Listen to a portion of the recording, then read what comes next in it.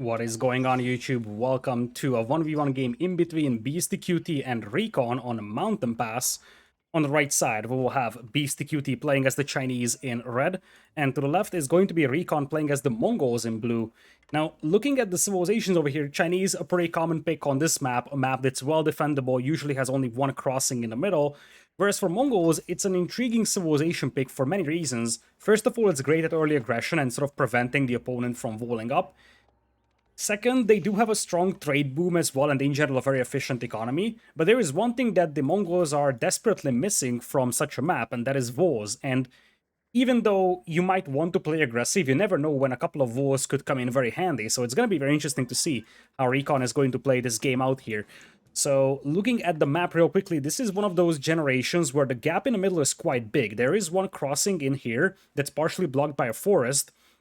And there is also a second ridge up north that is definitely crossable, so you'll have to wall off at two different positions. Now, looking at this ridge, this is going to be vital, because if you take a look, whoever walls off here or here will have the chance to secure this hilltop position. This hilltop position is great to overlook the opponent's side of this ridge. So whoever's going to have a good position over here with a couple of bombards, it's going to be insanely difficult to push away from that spot, simply because you won't be able to jump on it with army, and they're going to have great line of sight, and with some high range units, they could snipe down your siege coming in. So this is going to be a key position over here, and this is why, as I said, Beasty's Chinese is something I have a little more trust in compared to the Mongols of RecoN, because for RecoN, walling it off is not an option. If he was playing with a different civilization, he could just also walk up, wall this off here, and then have this ridge under his control, but he's not going to be able to wall it in, which will make it a little more difficult to protect this position should he be able to capture it. Now, looking at the bases, the two large gold mines on the side of RecoN are to the south of his base, whereas you have it split in between the south and north for Beasty. Sacred site-wise, we have both sacred sites on the far right side of the map, as we do have a wolf being triggered by the Khan.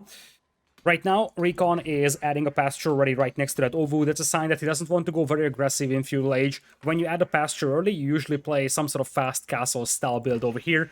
And since the Ovu is going to influence this pasture, you're actually going to have a shorter waiting time for your sheep. So this pasture generates sheep a little faster, being in the influence radius of the Ovu. Meanwhile, on the other side, you have a supervised mill coming in here for Beasty. It's very possible that we're going to see professional scouts from him, but it's also possible that he will just move up to this patch of huntables with a mill and supervise it. That's always an option with the Chinese. The first big question to answer for this game is going to be how much aggression the Mongol player is putting up and how the Chinese player will react to this. Because if the Chinese player can actually wall this off, then it's going to be a little difficult for Mongols to do a ton of damage early, and if this game goes into like a post-imperial scenario, the Chinese should be able to take down the Mongols. By the way, this also is a historical matchup over here, Chinese versus Mongols, a matchup that happened in history, and part of the reason why we have the Chinese Great Wall today is because of that matchup. So I wonder if the Chinese will once again make the Great Wall happen here in the middle. Alright, so looking at the eco distribution, there is actually an idle tax collector over here for a brief moment for Beasty. He probably had to bring in the gold or the tax gold income from the lumber camp, and it became idle after this was completely consumed. Now the Barbican of the Sun is coming in, so you see Beasty wants to go for a defensive playstyle over here. If he was 100% sure that there is no early aggression coming up, he would age up with the Imperial Academy. But a sign of the Barbican of the Sun is a sign that he's afraid of early aggression to a certain extent. There is going to be some stone being mined here, which is a possibility for a second town center, but it's also possible we're actually going to see just stone walls in the middle. So at this point, Beasty mining stone is no guarantee to 2 town center play. It's very likely that he is going to play multiple town centers with the Chinese, because Chinese multiple town centers Song Dynasty Boom is just so powerful, but I kind of get the feel that the stone mining right now is just for the stone walls, and oh, that's a very clever way of playing this from RecoN. If he gets a sneaky villager through, that would be a jackpot. That might actually be the best way to play this. You see, there's a silver tree coming in for him, so he wants to go for a trade boom, and this is something that was scouted by Beasty. Meanwhile, on the other side, RecoN also scouted the stone mine, so he's probably aware that at some point Beasty's gonna stonewall this, especially knowing Beasty, whose playstyle is that slow Stonewall, turtle forward type playstyle. So you kind of get that feel that RecoN is aware that Beasty is going to play multiple town centers very defensive, and hiding a villager here would be great. Instead, he's going for a lot more aggression though. I think it would have been a genius move to just hide a villager in the corner and then unleash like 20 lancers at some point. But instead, we're going to see a tower rush coming in here from the Mongols. Now remember that the price of the towers was increased for the Mongols in the recent patch, and the Mongols also start with less wood, so it takes a lot more time to get the resources you need for a tower rush here and to sustain that. But you also get some horsemen going here for RecoN, only early horsemen for the time being, just getting the fuel age upgrade, and the silver tree is going to help popping out some trade units. So at this point, the idea for RecoN is that he wants to boom, but he wants to apply some pressure to Beasty. Now, by the time the tower goes up, you're going to have enough stone for a town center, and you see the town center is being rushed up over here by the Chinese builders. So while arrow slits are coming in for RecoN, by the time that finishes, really, this tower is going to be short-lived, because the town center can finish it off, the villagers could be pulled to burn it down. So the idea was nice over here from RecoN, but it never really is going to materialize. And as you see, Beasty is gonna be like, howdy neighbor. There's a tower up here. For now, he doesn't care about it, but once it has arrow slits, he's going to start carrying. He's still mining stone, so there's a chance for a second town center added in addition to the starting one. Looks like the villagers will now jump on the tower over here. The horsemen will be garrisoned inside for some extra firepower, but with some good micro, you can jump back into the town center with the low HP villagers. That's exactly what Beasty is doing. A bit of an animation cancel micro going on as well, trying to burn that tower down. You just gotta set it on fire and then leave it be. And the ideal scenario is that you set it on fire and then you jump into the TC, so that when the tower burns down, the villagers inside the town center can start opening fire on the horsemen. That's exactly what we're seeing here from Beasty. Another tower is coming up here from RecoN. That's going to be a little more concerning because it's going to harass those lumberjacks, and there is no direct response from Beasty, who is now on a second town center. Meanwhile, on the other side, you're seeing some traders move in. Currently, the travel distance isn't huge. In fact, it's only 44 gold per trip. But for a feudal age economy, that's still pretty good. So you see the yam speed network already being expanded, so the movement speed of these traders are quite good. And that is still a reasonable amount of gold income. Especially once you start moving that silver tree towards that corner, it's going to get even better. Tower goes up for RecoN over here, and he's going to deny the lumberjacks for the time being, with an arrow slit in placement coming in as well. A couple of tiles of palisade walls coming in here for Beast. That's actually a pretty clever thing to do, because this way the villager can't pass, but the horsemen got to the other side of the wall, so they will be able to pick off the villager. And there is a weak section here that could be burned down. At least this buys some time for Beasty, who is now going for an archer range, somewhat surprisingly. Third town center coming in at a somewhat interesting spot over here. Not exactly sure why that's placed over there. It would probably be better to place it over here.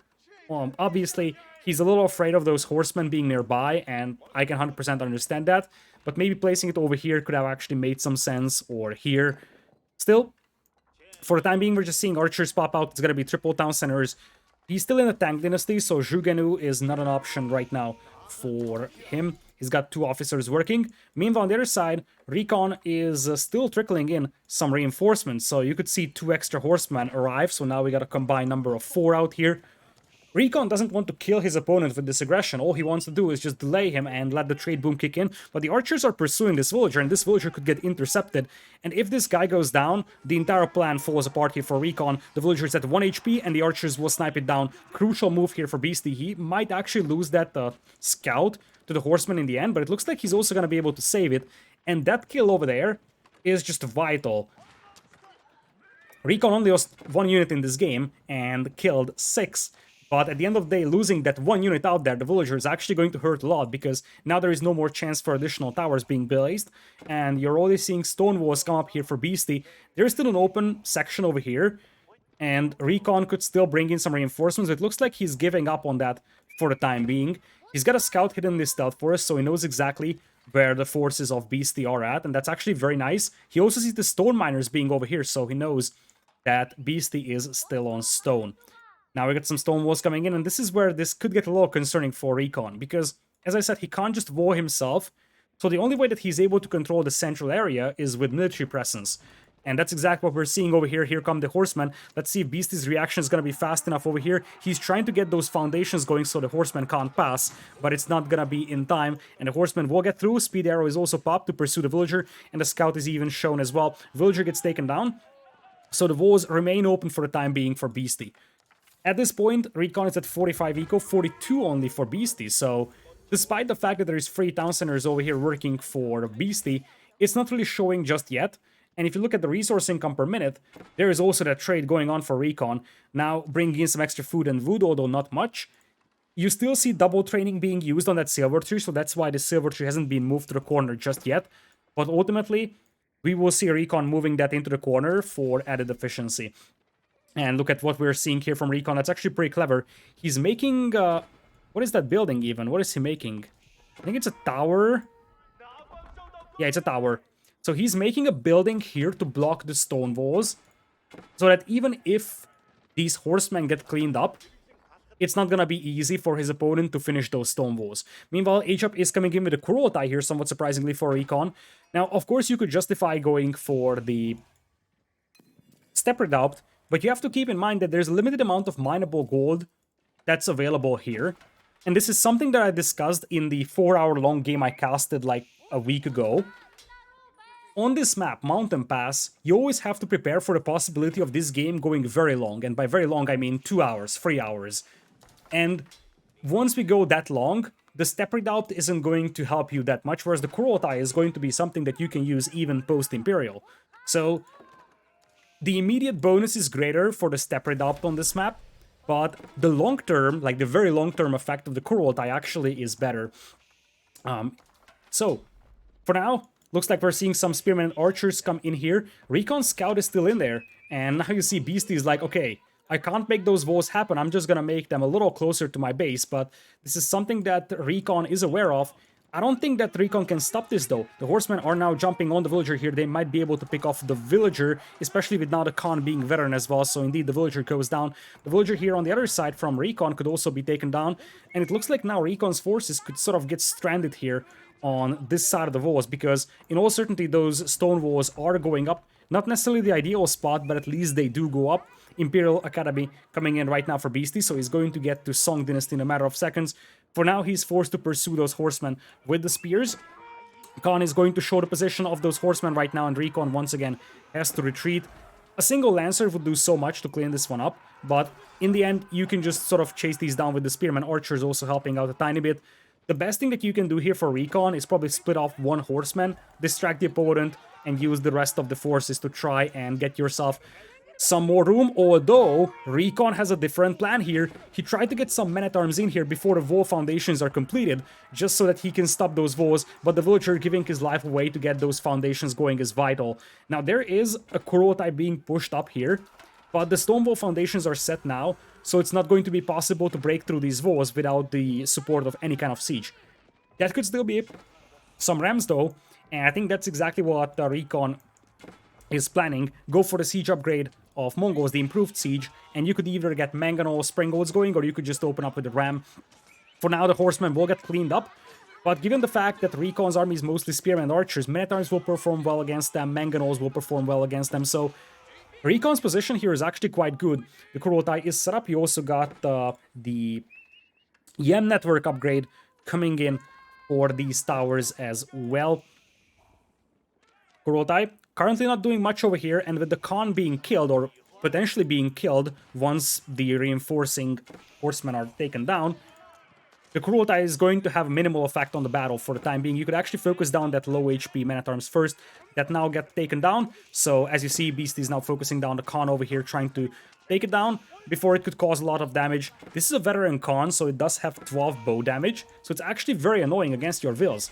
Like, this Khan here could easily take down 5 villagers. Nice move from Beast to pull the weak vills back to his base, so those don't get picked off.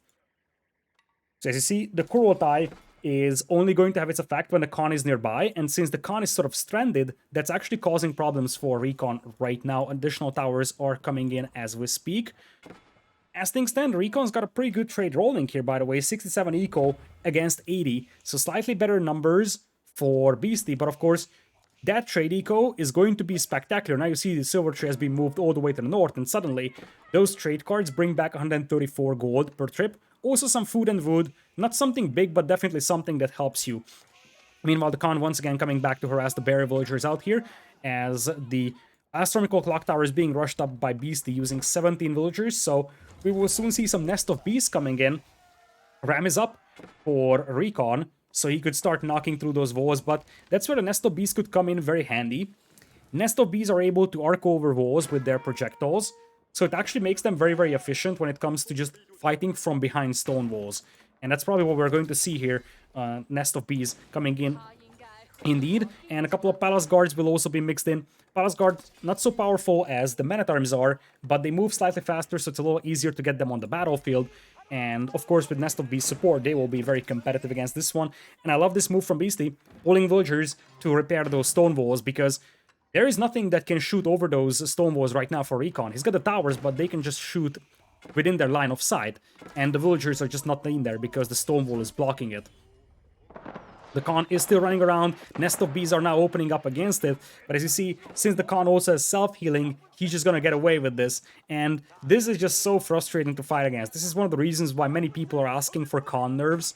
Because with good micro, you can just harass the heck out of your opponent. We're seeing some Jugen who hit the field as well. Now 2 Rams knocking through the walls. So you're gonna have to start pulling up those Nest of Bees over here at a quite rapid pace. If we look at the income per minute, you see that the eco for RecoN is actually better than Beasty's one. Beasty's at 101 villagers, 74 eco right now for RecoN. But of course, and that's the most important thing, for RecoN, he's got a very efficient trade. And the population efficiency of his eco is just spectacular. So yes, he has less eco in terms of raw numbers, but he's gonna have very high efficiency on those, so that's why he's got an insane gold income.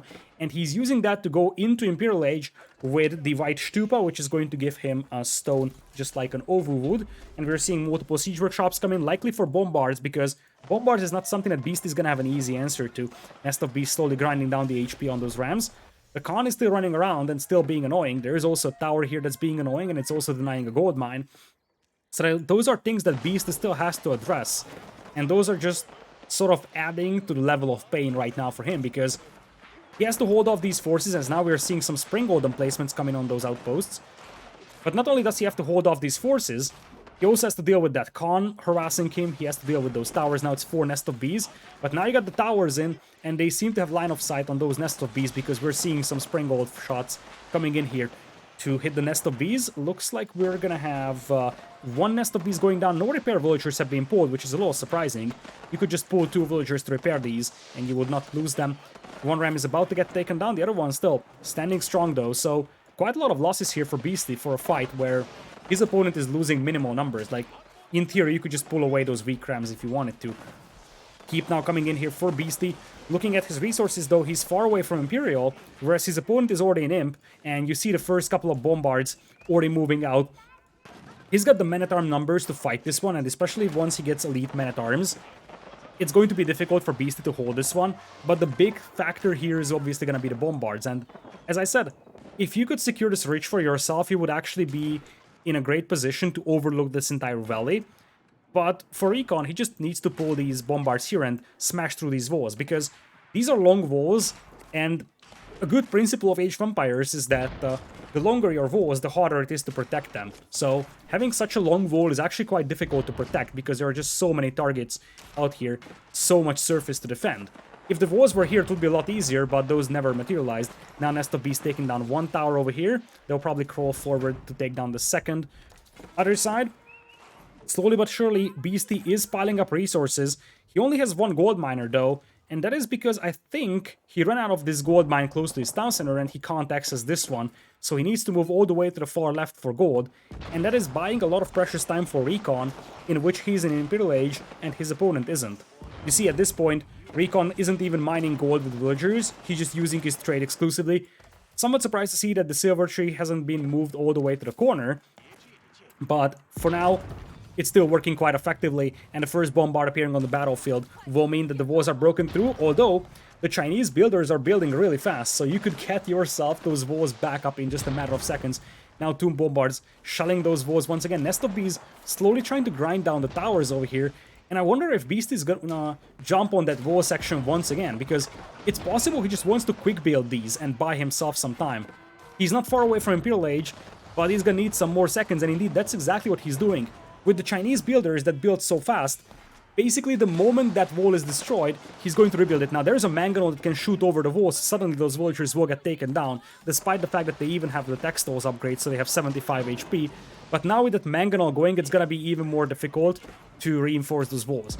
This being said, the Nest of Beasts can shoot over walls, and the only thing that can respond to that is the Mongol, so they could technically even take down those bombards if they can find an angle to do that, and that's exactly what we're about to see.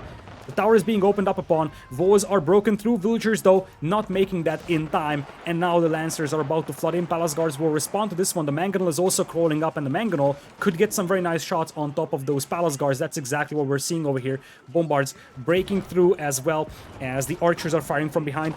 Remember, these are still just Castle Age units. The good news for RecoN is that he's able to get those walls back. So once again, he's buying time for himself. He's cleaning up those elite men-at-arms. But he's been losing quite a lot of forces. He's on the way to Imperial Age, though. Walls once again being broken through. 5 bombards now crawling up, but not a lot of army to escort them, so you gotta be careful here, because Springolds or Palace Guards could easily take them down. Now these walls are actually hurting Beasty, because, believe it or not, his Springolds can't open up on those bombards right now because of this, although the bombards also don't have a line of sight on the keep, so they can't shoot at the keep right now. Was once again broken through. Beasty once again establishing the foundations out there, buying himself a little more time, and now he's up to Imperial. He actually went up with the Great Wall Gatehouse right here on the battlefield. Once again, Nest of Bees coming out here to get some damage done on that Counterattack this time around. Some Zhugenu also marching up. Zhugenu now with the open wall. Coming in, trying to get some shots on those bombards, but those will do minimal damage. And the elite men-at-arms are actually very close to coming in. Springolds, though, opening up. They're targeting that bombard at the back. First volley comes out. The second volley also comes out, taking down the first bombard out there. Men-at-arms are charging in, but with this keep having the burning oil, so much Nest of Beast fire and Palace Guard fire, you are going to have these men-at-arms repelled, and suddenly, Beast is looking stronger than ever. His economy numbers are better, but if you look at the resource income, that's actually fairly comparable between the two players. Maybe slightly better for Beasty because of the gold income. But ultimately, he has managed to survive the early aggression of the Mongols. And that's part of the reason why I really feel like that villager, instead of tower rushing at the beginning, would be much more useful being hidden in this corner. Because this is exactly the danger that is there for the Mongols. If they can't break through these walls at the beginning, or if they can't do a lot of damage before these walls and these positions are fortified, it's going to be very difficult for them to win this game, because the Chinese are just such a good late-game civilization. Now you could see Chinese clock tower bombards hit the field. Indeed, we're seeing those appear.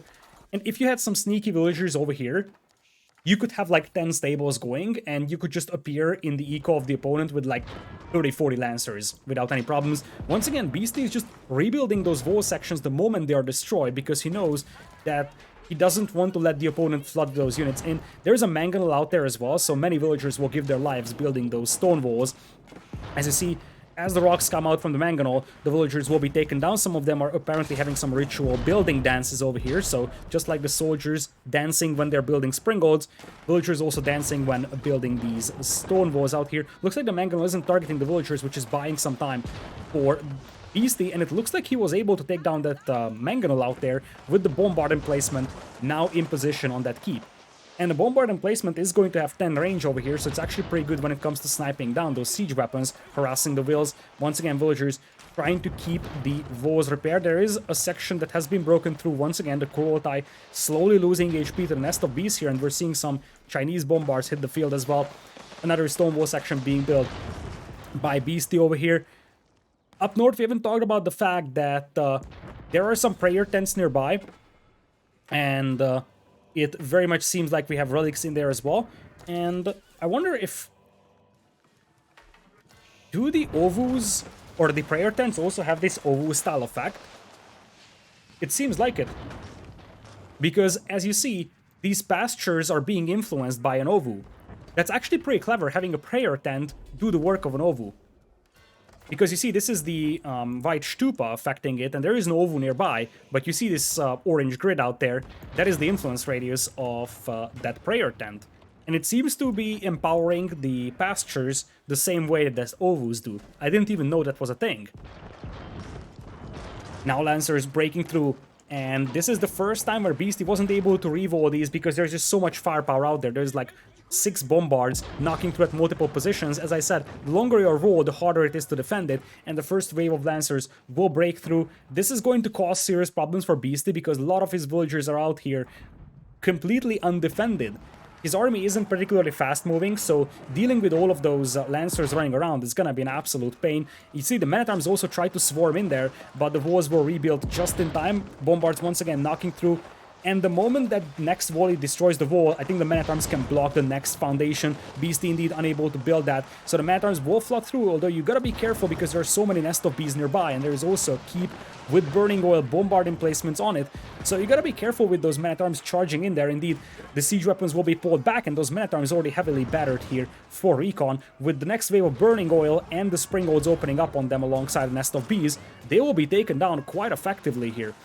On the right side, the Lancers are also being dealt with using quite a lot of Palace Guards. Some villagers fell, but ultimately not a lot of damage were done. And once again, Beasty is standing strong. He's going to lose a keep here potentially though, because as he was dealing with the Men-at-Arms in the middle, the Bombards will open up on his keep. Remember, building being set on fire also gives resources to RecoN, so there is an added effect as well. Keep in mind as well that behind this, Beasty is still getting gold from mining it. So once he starts running low on mineable gold, he's gonna have to start adding trade. And the trade has already been added by RecoN, so he doesn't have to invest into adding it again. Palace Guards now moving up north. There is free Mangonels out here, and those Mangonels could easily decimate those Palace Guards numbers. They turn around, but just a little too late. And those red Palace Guards are now jumping on them with the torches. One goes down, a second one is going to be taken down as well, alongside the third one. That is just a beautiful move there for Beasty, and he's using the extra mobility of those Palace Guards trying to pursue that fourth Bombard and the Mangonel as well. A lot of siege weapons will fall over here because even though the Palace Guards are going to get taken down, those siege weapons being very expensive is something that's motivating Beasty to charge in with his infantry, splitting off a group of Palace Guards to the left, and the other one goes to the right, and it looks like they're just trying to outrun the Men-at-Arms right away. Just like in the case of those Lancers breaking into the eco of Beasty, Beasty is now going to utilize his mobility advantage over the opponent's forces to try and run in there. Looking at the Beasty, I wonder if he's in Yuan Dynasty. If he's in Yuan Dynasty, he's also going to have extra movement speed of those units. By default, the Palace Guards have more movement speed than Men-at-Arms, but if he's in Yuan Dynasty, it's gonna be even greater, and that could allow them to outrun those Men-at-Arms quite considerably. 1.38 speed as opposed to 1.12, that's a considerable difference. Men-at-Arms slowly cleaning up those Palace Guards down south over here. Not a ton of damage done by these. They might be able to take a couple of traders with them, but ultimately, minimal damage is done. Looks like one Palace Guard will be detached to decap the Sacred Site, and the rest of them will be hidden in the corner. That's actually a pretty clever move. If they can survive over there, they could actually act as a very good unit to harass the opponent when there is fighting going on in the middle. Looks like they're coming back though, so they won't be hidden for long. You could have hidden them, and as I said, when the opponent is distracted in the middle, send them in and just kill so much eco. But instead, they are probably going for a trade over here. The Lumberjacks are also a prime target, as the Men-at-Arms and the Lancers are now pursuing. Once again, you detach two, send them into the corner to force the opponent to pursue, and then you send in the rest of the Palace Guards into the trade. A couple of traders will go down over here to the forces of Beasty. The more concerning thing, though, for RecoN is that while he's busy cleaning this one up, his opponent is assembling a fairly scary force in the middle. Bombards, Nest of Bees, Palace Guards. And it looks like he's also pulling villagers to make those initial walls happen. And now, you see the Bombards are just unable to target the initial walls all the way at the back. Of course, they can blast their way through these walls without problems, but Beasty was able to secure a tiny bit of ground over here while his opponent was distracted, and there's quite a lot of traders that were taken down here. The Men-at-Arms, they were pursuing the two Palace Guards that were detached previously, and while they were pursuing them, these Palace Guards did quite a lot of damage, actually. Look at this. The traders aren't particularly fast. You see 1.15 movement speed, so the Palace Guards at 1.38, they can actually catch them and kill them. And that's exactly what we've seen. Quite a lot of traders went down over here for RecoN. Now, he still has a good eco here, so it's not something that he has to worry about that much. But it definitely was a raid from Beasty that did more damage than initially anticipated. Looks like we're going to have Beasty picking up the relics. Still no trade coming in for him. Of course, him supervising that mining camp is also going to give him a ton of extra resources, so it's a good thing that he's supervising the mining camp that he's dropping off the gold at. But at some point, he might need to start adding trade nonetheless.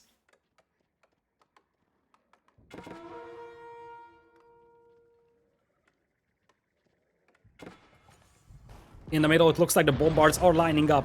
Make no mistake, that is 12 bombards from our Mongol player out here. Quite a lot of Lancers on the battlefield as well. 15 Lancers, 16 man-at-arms. The Lancers lacking the elite upgrade.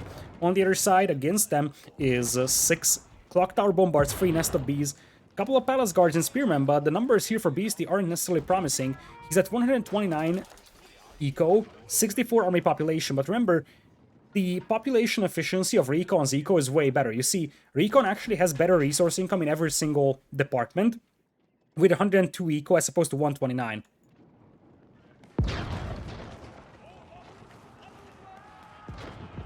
RecoN breaking through in the middle. As we speak, there is going to be one keep falling. Nest of Bees are now opening up though, and the Palace Guards are about to jump on the opponent's forces as well. Open field battle coming in here, and the numbers seem to be a lot more convincing right now. For RecoN, Bombards still setting up over here. He's got 13 of them working. There's only a couple of Clock Tower Bombards coming out here though, but there is a couple of Springolds as well. There's a keep firing as well, although without a cannon emplacement. Right now it looks like Beasty is targeting the siege weapons of RecoN as we speak. Looks like we're seeing a couple of Zhugenu being added as well, although they won't perform that well against the Lancers and the man-at-arms. The flow of reinforcements, though, seems to be a lot more consistent for RecoN. Looking at the resource bank, Beasty is struggling with food big time, as opposed to his opponent having a pretty decent resource bank of everything.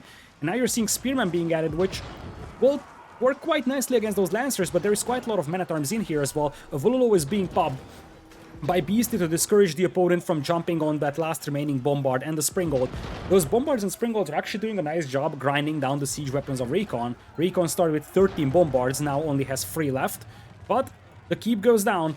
A couple of Grenadiers being mixed in, so we're actually seeing Ming Dynasty now. Grenadiers now working well against those men-at-arms, and Spearman Grenadier could actually be a pretty scary force to fight against. As you see, those Grenadiers are just shredding all those men-at-arms. Grenadiers aren't particularly powerful in their HP department, but their damage output is spectacular against infantry. So once you have some of those supported by Spearmen, suddenly you could see the battle swing in the favor of Beasty. He's trying to rush up a keep here down south, trying to keep his villagers alive, but that is going to be a failed keep out there. And Beasty is losing population quite rapidly. He's at 136. His opponent, on the other hand, is also losing pop. He's 155, so both sides taking significant casualties.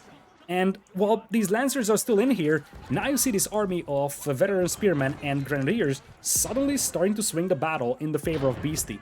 He has taken a massive beating over here, and it's going to be a long journey to recovery. But his army now is looking pretty promising, and now it is in the hands of RecoN to react to this one with something, because he doesn't have a straight answer right now to Grenadiers and Spearmen. Looks like man-at-arms will move to the north over here once again, just trying to push that dagger even deeper. Beasty has already taken a beating, so if you can knock out like 20-25 more villagers, the recovery will take so much time for Beasty that you can slowly grind him down. You see, Beasty is down to 97 villagers as opposed to 109 eco from the opponent, and those man-at-arms about to hit Lumberjacks will just make things even more difficult. It looks like the walls are once again trying to be rebuilt, but the income of reinforcements is just so much more consistent for RecoN. There's already next wave of Bombards coming up, men-at-arms coming in, and now you see so much idle time for Beasty. He's trying to pursue with the Grenadiers, but as soon as the Grenadiers move to the north, this will leave a window for RecoN to break in through the middle, and that's exactly what he wants to do. He could actually start targeting the houses as well. Quite a lot of landmarks are over here, so the Clock Tower, the Great Wall Gate House, the Barbican of the Sun, the Starting TC is nearby as well, so quite a lot of landmarks to target as well. In the end, it looks like the man-at-arms are getting cleaned up, but as you see, at this point, all RecoN wants to do is just make sure that his opponent has to pull all his forces to the north to clean this one up, and while he's doing that, he's going to push the left side. RecoN with a far better economy than his opponent right now. Gold income is better for Beasty, but that's just because he has so many villagers on gold. He's about to run out of these gold mines though, and it looks like there is still some man-at-arms here rampaging that eco. 114 eco right now for RecoN, 93 only for Beasty. Bombards now crawling up here, although they're sort of defenseless, so you gotta be careful. But they're just going to open up on the town center, start knocking it down, and that's basically the heart and soul of Beasty's farming economy. So losing control over this side could actually be a disaster. But that's a lot of Grenadiers. Holy potatoes, it looks like Beasty's going full Grenadier, 62 army population. Now, the answer is apparently horsemen from this side, but you gotta be careful because the Grenadiers, once they get a volley out, they can just decimate your units. But you need something in front. You need spearmen in front, anything, Palace Guard, Spearmen, something that prevents the horsemen from jumping on top of you. Grenadiers now getting some volleys out here, and you see the horsemen are just dying like butter. That's what I was talking about. Imagine that there is something that prevents these men-at-arms from hitting the Grenadiers directly.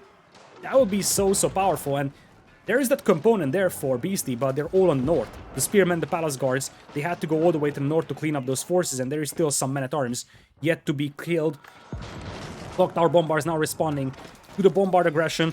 You're seeing an increased amount of Grenadiers hitting the field, and you're starting to see why these guys are pretty scary. That area damage that they have, especially against infantry, is pretty scary.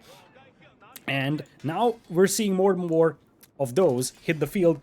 Populations actually looking pretty close. 157 against 154. A couple of gold miners could get killed by these men-at-arms over here, and I love this. This could be a game-winning move by RecoN, because I see Beasty is sort of recovering the central area now. Once again, Grenadiers will get some volleys out here. The Clock Tower Bombards are actually the meat shield right now. They are tanking up the damage, and the Grenadiers are just delivering the punishment from behind. And you see the men-at-arms, the cavalry units being taken down quite rapidly. Mangonels, though, coming out, and those Mangonels could easily knock down those Grenadiers because they are fairly fragile.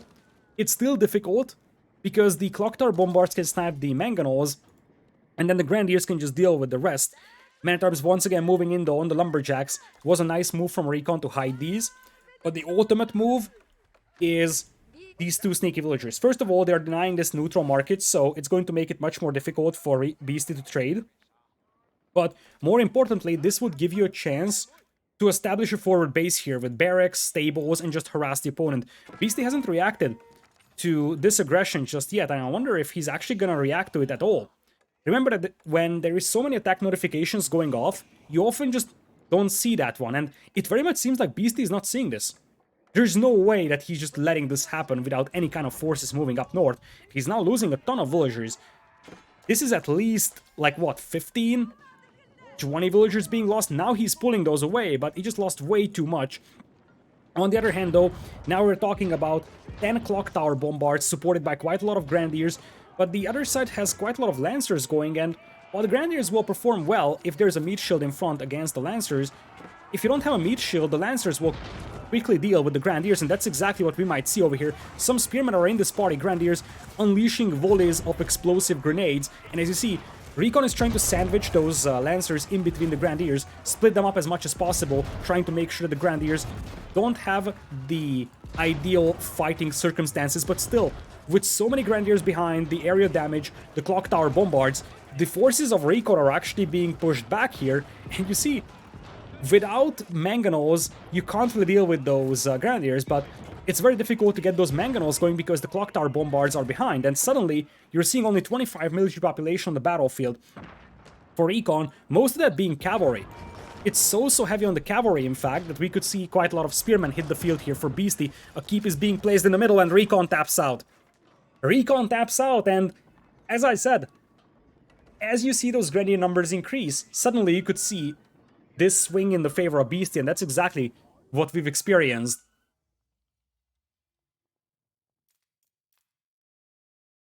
Looking at the villager count, you see the dramatic decline over here. It looked really grim for Beasty. His eco was collapsing, and if you consider the fact that he had no trade set up, so he really didn't have a lot of future. Once he runs out of mineable gold, he's out of gold entirely.